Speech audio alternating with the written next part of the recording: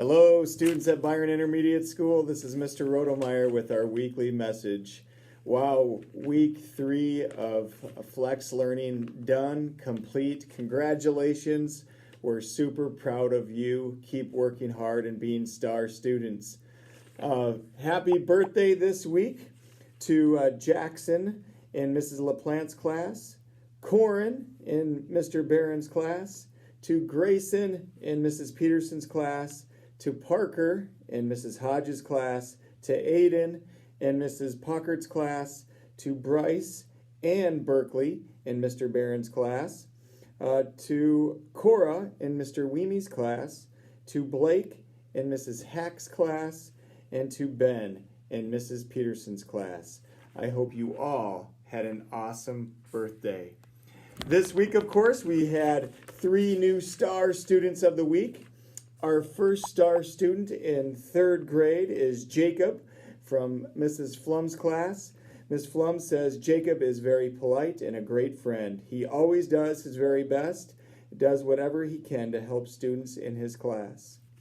In 4th grade, in Mr. Barron's class, we have Nick. Mr. Barron says that Nick has a positive attitude and comes to school every day ready to learn. He's a role model for all of his classmates and is an excellent example of what hard work and perseverance can accomplish. And finally, in 5th grade, in Mrs. Creer's class, we have Kara.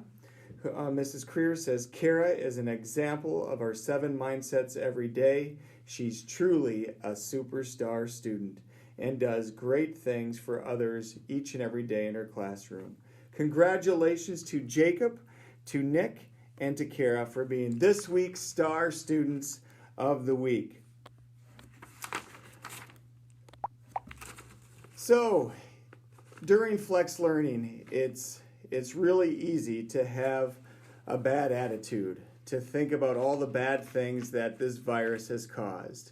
And as you look at that picture, you can see that glass as being half full or half empty. And so my encouragement to you this week, students, is to see that glass as half full, to think of all that we are blessed with, that the opportunity that we have to even do this, to connect with your classmates, to your teachers, to have the technology that we have available to us to be able to do these kinds of things. Have an attitude of gratitude. Take advantage of the time that we have to do these kinds of things. That's my encouragement to you this week. And finally, don't forget, read 1,000,000 minutes. That's your challenge. If you read 1,000,000 minutes, I promise I'll kiss that cow, one way or the other. Lastly, we had a few students guess where we were last week. The Sydney Opera House in Sydney, Australia. Can you guess where I am this week? It's not in Australia, and it's not in North America or the United States.